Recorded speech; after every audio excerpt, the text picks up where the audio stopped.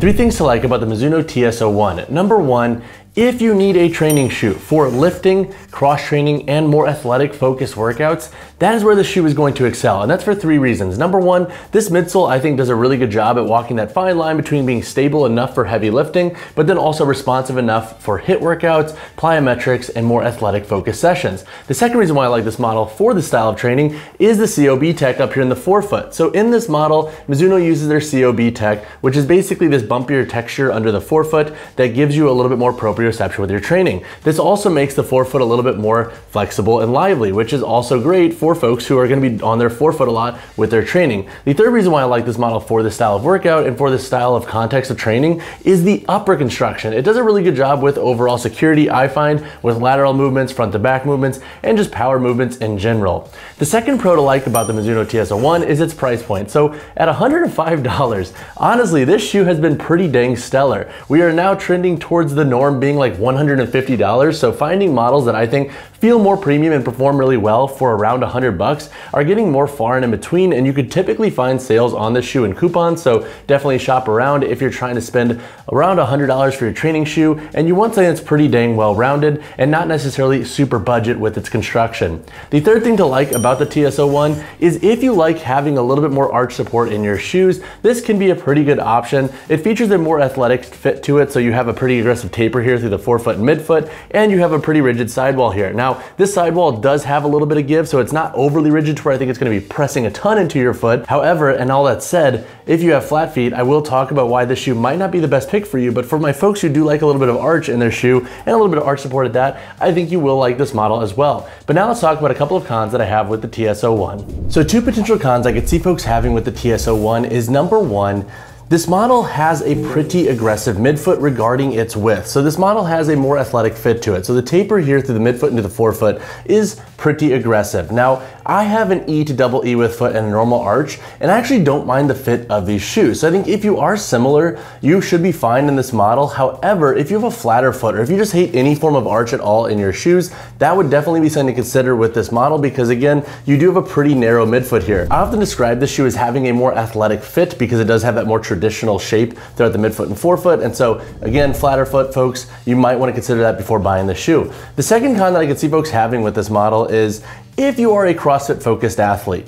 This model will work for most workouts. However, I will say back here on the heel, you do have a foam material. And so what I've noticed with this shoe thus far, because I've used this shoe for some outdoor workouts and playing pickleball, it is starting to scuff up. And so why I mentioned CrossFit is if you're doing handstand push-ups against the wall, you might have some friction break down this foam a little bit faster. This is an exposed foam midsole here on the heel, and you also have some foam here that sits pretty close to the ground on the forefoot at the medial and lateral side. So if you're doing a lot of cutting work, for example, outdoors, that could also be something to consider. Now, all that said, these have held up pretty dang well across multiple pickleball sessions, and I'm talking like hours spent in the shoe on concrete. So I don't think that's going to be a massive issue for most folks, but I do want to make it known because anytime you have foam that could have friction on the shoe, it can be prone to scuffing and breaking down a little bit faster. But now let's talk about the performance of the TS01. To discuss the performance of the TS01, I'll discuss how this shoe does for lifting, cross training, short runs, and daily wear.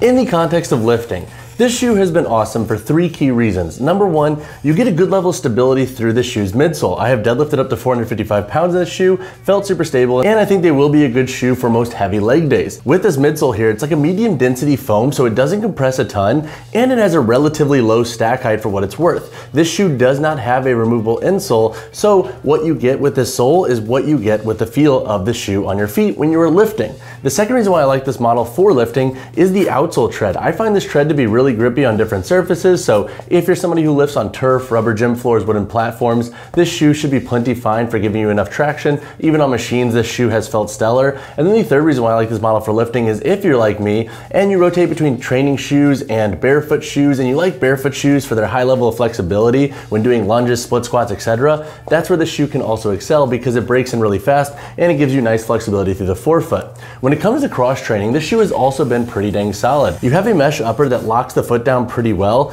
and you do have a light internal toe guard here to help give you additional support when you're doing plyometrics forwards or when you're doing lateral work. Plus with the sole here, it does kind of flare out, so it does give you a decent platform to train on when doing multi-directional stuff. And I think what also helps this shoe excel for this context is just how lightweight it is. The shoe has a nice light weight to it, and when you factor in the upper security grip and the flexibility of the shoe, it is a pretty dang good athlete shoe. When it comes to short runs, this model is okay. I would use them for short intervals or like a mile or down runs. With this model, I've run 800-meter bouts on the curved treadmill and they were fine. But with that type of running style, I'm very much on my forefoot. If I was doing a longer run outdoors where I was gonna have more heel strike, I would opt for either a more hybrid focus shoe or a running shoe just to avoid beating myself up. Again, this shoe does have a decently stable midsole, so it's not gonna be your most plush ride. When it comes to daily wear, this shoe is okay. This is the model that I would say you can rock out and about, and they're decently comfortable if they fit your foot anatomy. However, it's more of a shoe that I would just personally use for the gym. They look a little bit too sporty for my needs in the context of like looking good casually. And on top of that, I would just prefer a little bit more width in my shoes if I'm gonna have them on all day. And so that said, this model can work for daily wear. However, it doesn't look the most casual. And if you like slightly wider shoes for being on your feet all day, that's where this model could technically fall short. When it comes to the price of the Mizuno TS01, you can expect to pay $105. I mentioned it in my pros, but honestly, I feel like the price point is really fair for this shoe. When $150 is becoming the industry norm, models that have lower price points that are very well-rounded and don't feel super budgety with their construction are getting more rare, and I think this model is a nice exception to that. All right, now let's answer the question, who should buy the Mizuno TS01? So number one, I think if you're an athlete and you need that shoe for lifting and cross training and then even some sprint or short run work, this model can be a great pick to look into. It feels very versatile and it feels very athletic on the feet. The second context, or the second reason why you should buy the shoe, is if you're somebody who does like a very flexible training shoe. So models that feel very similar to like the Innovate F-Lite 235 V3 or even the Strike Movement Haze Trainer, this model also feels really good with its flexibility, and it's more like quote unquote articulative or like barefoot shoe-esque kind of vibe regarding its sole construction and flex. The third context is if you're trying to save a little bit on your training shoes, but you want a shoe that's really well rounded. I think this can be a great pick. Again, $105, and they're pretty dang stellar. Like, I thought these were gonna break down really quick or have some glaring issue. I have yet to find anything yet with the Mizuno TS01. Now, who shouldn't buy this shoe? Number one, if you have flat feet, you might not like the level of arch in this shoe and just how aggressive this taper can be through the midfoot. Number two, if you are a CrossFit only focused athlete, you might want to find a shoe that's a little bit more optimized for that performance vertical. This shoe might have some issues with durability when it comes to rope climbs and handstand push-ups. That's very niche and it's not really going to be a concern for most folks. But again, if you are very hyper-focused on CrossFit, that would be a concern that I have for you with this shoe. And then number three, if you're somebody who's much more general with their training and you want a shoe you can run like 3 miles in, but then also do some strength training in, this model will also fall kind of short. Again, it's gonna be a better shoe for shorter runs and sprints compared to longer runs or being like a more true hybrid shoe. So when it comes to the sizing and fit of the Mizuno TS01, I think most folks should be safe going true to size in this model. Again, I have like an E to double E with foot depending on the company's sizing chart, and I have a normal arch. This is a size 10, I wear a size 10 in all my training shoes, and this model fits really true. I think if you wear a 10 in Nike, Adidas, Reebok, etc., go for a 10 in the Mizuno TS01. Again, if you have exceptionally wide or flat feet, you might want to consider that with this shoe, but again, before you buy this model, if you have questions on sizing, always feel free to drop comments below. I can help you navigate. Just let me know what you're currently wearing and what you kind of prefer with your foot anatomy and your sizing and fit, and I can help you out, or hit me on Instagram, either way. All right, now let's cover the weight, heel toe drop, and insole in the TS01. For my size 10 shoe here, we have a weight of 10.15 ounces. The heel to toe drop in this shoe is 4 millimeters, or at least that's what was languaged in one of the Q&As on Mizuno's site. And then this model does not have a removable insole, so you have this finished internal construction with the shoe, and again, you have that COB tech serving as the platform in this model. All right, so now let's cover the construction of the Mizuno TS01. Up here on the forefoot, you have an extended outsole layer that wraps up. Internally, you have a toe guard in this shoe, so you do have a little bit of structure here throughout the toe box. It's not a ton, but it does give you additional support when training. The material of the upper is a mesh blended material. You have synthetic overlays here in the midfoot and then back here on the heel. You have some ventilation up here in the forefoot, but this upper doesn't breathe the best despite it being a very lightweight material. So it would be cool to have a bit more ventilation in future models, in my opinion. And then we also have 1, 2, 3, 4, 5, 6 core eyelets to go up with a 7 7th back here for lace lock. The tongue is a padded mesh. It is not gusseted, so this tongue can slide at times. However, it's pretty rare, I think, because you do have loops going up this tongue, and if you tie these pretty tight when you're training, this doesn't slide as much as you think it would. You have external heel tab back here. The boot has a little bit of a cup and structure to it, so it doesn't feel super flimsy. It does have a bit of padding and cushion up here towards the top too, so I don't think most folks are gonna have rub in this model.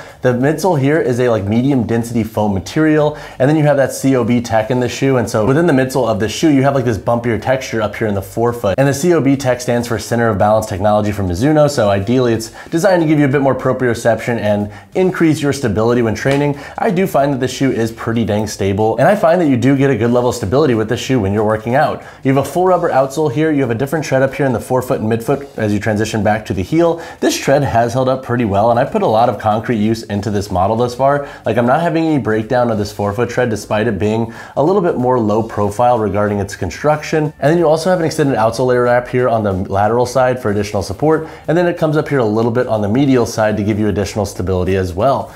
Once again, this model does not have a removable insole, and you have that COB tech in this shoe once again. If you have additional questions on this model's construction, drop a comment down below. All right, so that wraps up my review of the Mizuno TS01. So would I buy these again?